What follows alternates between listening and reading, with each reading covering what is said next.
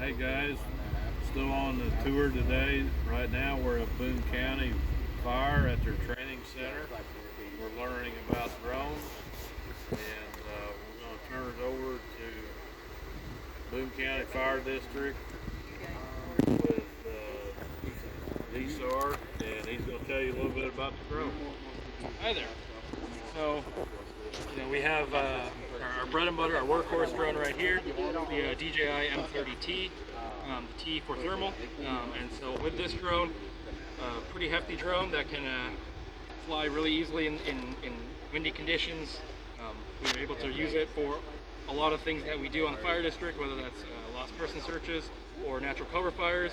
Really gives us a really versatile, easy to use drone that can perform a lot of capabilities that are essential to public safety.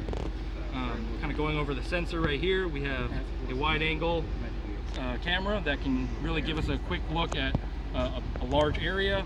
We have zoom that can go up to 200 times zoom and still provide a clear picture. And then thermal imaging.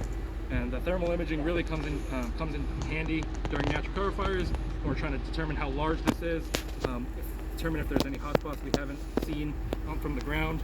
And it really plays a huge part in our lost person searches, especially when we're operating at night and we don't have visual or don't have the ability to use visual sight to identify a lost person. That thermal will really make that person stand out. It does also have a loudspeaker, so we are able to transmit out to any lost person that we are able to find, or provide messages to our firefighters. It does have a spotlight as well that will sync with the gimbal. Again, this is just a really versatile drone that 90% of the missions that we're going to fly, we're going to put this one in the air. Over here we have what is the DJI Avata 2. It is a racing drone, but for our uses, it is an interior flight drone. And so it is an FPV drone, and so our pilots will put on the goggle, and the goggle will basically make it so that when this drone is flying, they're seeing exactly what the drone is seeing.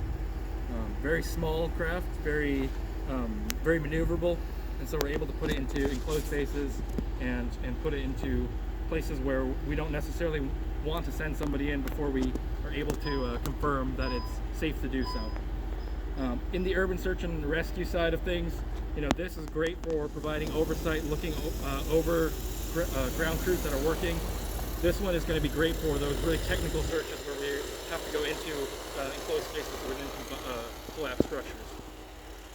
Over here we have the Wingtra. The Wingtra, it's a fixed wing drone. So those first two were rotary wing. This is a fixed wing. So it is vertical takeoff and landing. So we're just gonna set it down how it is now, and it's gonna be able to spin these up, launch itself into the air, where it will then flop over and then fly itself like an airplane.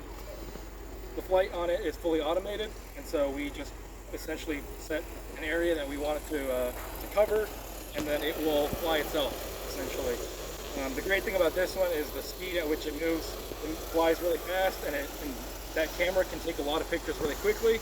And so if we need to map out a really large area really quickly, this is going to be great. It takes a little bit longer to set that flight path, but once we have it set, it's going to fly a lot faster and take a lot of pictures faster than those first two drones. What we have behind us is our DSAR vehicle.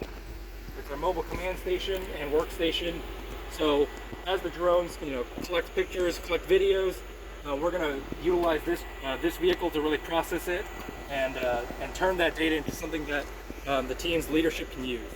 And so we have two computers feeding those workstations, and we have another monitor in the back that we can use to stream any live streams that we're currently transmitting from our drones.